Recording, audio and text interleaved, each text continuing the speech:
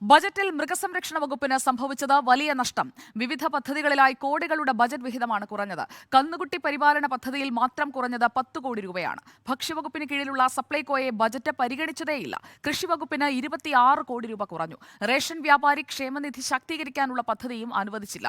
R Sreejith നൽകും കൂടുതൽ വിവരങ്ങൾ. ആർ ശ്രീജിത്ത്, ബജറ്റിന്റെ ഉള്ളടക്കത്തിലേക്ക് ആഴത്തിൽ ഇറങ്ങിച്ചെല്ലുമ്പോൾ CPI മന്ത്രിമാരിൽ നിന്ന് ഉയരുന്ന ആക്ഷേപങ്ങൾ അത് കണക്കുകൾ കൂടി ശരിവെക്കുകയാണ്.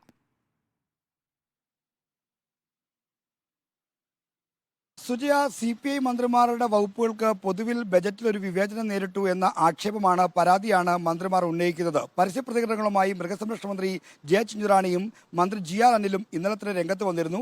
എന്നാൽ ഇക്കാര്യത്തിൽ വലിയ തോതിലുള്ള കോട്ടങ്ങൾ സംഭവിച്ചിട്ടില്ല എന്നായിരുന്നു കൃഷിമന്ത്രി P പ്രസാദിന്റെ അനുനയപൂർവ്വമുള്ള ഒരു പ്രതികരണം. എന്നാൽ മൃഗസംരക്ഷണ വകുപ്പിന് വലിയ തോതിൽ നഷ്ടം സംഭവിച്ചിട്ടുണ്ട് എന്ന കാര്യം കണക്കുകളിൽ നിന്ന് വ്യക്തമാണ്. കഴിഞ്ഞ നടപ്പ് സാമ്പത്തിക വർഷത്തെ ബജറ്റ് വിഹിതത്തെക്കാൾ മൃഗസംരക്ഷണ വകുപ്പിന്റെ ബജറ്റ് വിഹിതത്തിൽ അടുത്ത കൊല്ലത്തേക്കുള്ള ബജറ്റ് വിഹിതത്തിൽ 34.31 കോടി രൂപയുടെ കുറവുണ്ടായിട്ടുണ്ട് എന്നാണ് ബജറ്റ് രേഖകളിലൂടെ പരിശോധിക്കുമ്പോൾ മനസ്സിലാക്കുന്ന ഒരു കാര്യം. മറ്റൊന്ന്, മൃഗസംരക്ഷണ വകുപ്പിന്റെ പദ്ധതികളുടെ കാര്യത്തിലാണ്. കന്നുകുട്ടി പരിപാലനവുമായി ബന്ധപ്പെട്ട് ഗോവർധിനി എന്ന പേരിലൊരു പദ്ധതി മൃഗസംരക്ഷണ വകുപ്പിനുണ്ട്. നടപ്പ് സാമ്പത്തിക വർഷം ഈ പദ്ധതിക്കായി 52 കോടി രൂപയാണ് നൽകിയിരുന്നത്. എന്നാൽ ഈ അടുത്ത വർഷത്തെ സാമ്പത്തിക വർഷത്തേക്കുള്ള ബജറ്റിൽ അതിന് 42 കോടിയായി കുറഞ്ഞു. അതായത് 10 കോടി രൂപയുടെ കുറവ്. ഇതോടൊപ്പം തന്നെ മറ്റ് പദ്ധതികൾക്കും 3 കോടി രൂപയുടെ കുറവ് മറ്റ് ചില പദ്ധതികൾക്കും ഉണ്ടായിട്ടുണ്ട്.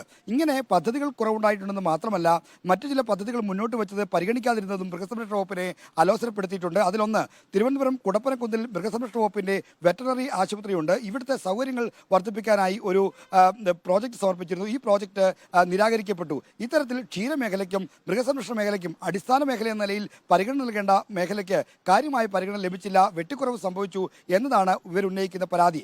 എന്നാൽ ഇത് മറ്റൊരു വകുപ്പ് സിവിൽ സപ്ലൈസ് വകുപ്പാണ്. സിവിൽ സപ്ലൈസ് വകുപ്പിന് 1712 കോടി രൂപ ബജറ്റ് രേഖകൾ അനുവദിച്ചിട്ടുണ്ട്. അത് പ്രഖ്യാപിക്കാൻ മറന്നുപോയതാണ് എന്ന് ധനവകുപ്പ് ചൂണ്ടിക്കാണിക്കുന്നെങ്കിലും അത് സിവിൽ സപ്ലൈകോയ്ക്ക് നൽകിയ പണമല്ല എന്ന കാര്യം പ്രത്യേകം ശ്രദ്ധിക്കണം. സംസ്ഥാനത്ത് റേഷൻ പൊതുവിതരണ സമ്പ്രദായം നടത്തിക്കൊണ്ടു പോകുന്നതിന് വേണ്ടിയാണ് 1712 കോടി രൂപ നീക്കിവച്ചിരിക്കുന്നത്. അത് സപ്ലൈകോയുടെ പ്രതിസന്ധി പരിഹരിക്കാനുള്ള തുകയല്ല എന്ന് ഭക്ഷ്യവകുപ്പ് ചൂണ്ടിക്കാണിക്കുന്നു. വിപണി ഇടപെടുന്നതിനായി 205 കോടി രൂപ ബജറ്റ് രേഖകളിൽ നീക്കിവച്ചിട്ടുണ്ട്. അതും പ്രഖ്യാപിക്കാൻ മറന്നുപോയി എന്നാണ് ധനവകുപ്പ് ചൂണ്ടിക്കാണിക്കുന്നത്. അത് ശരി തന്നെ, എല്ലാ കൊല്ലവും വിപണി ഇടപെടലിന് പണം നീക്കിവെക്കാറുണ്ട്. എന്നാൽ സപ്ലൈകോ മറ്റ് സർക്കാരിൻ്റെ ഈ നിർദ്ദേശപ്രകാരം വില കുറച്ച് സാധനങ്ങൾ നൽകുമ്പോൾ വഴി അവർക്ക് ഭീമമായ ബാധ്യതയുണ്ട്. 1000 കോടിയിൽ പരം രൂപയുടെ ബാധ്യത സർക്കാർ മുഖേനയുണ്ട്. അതിൽ 500 കോടിയെങ്കിലും കിട്ടണം എന്ന് ആവശ്യപ്പെട്ടു.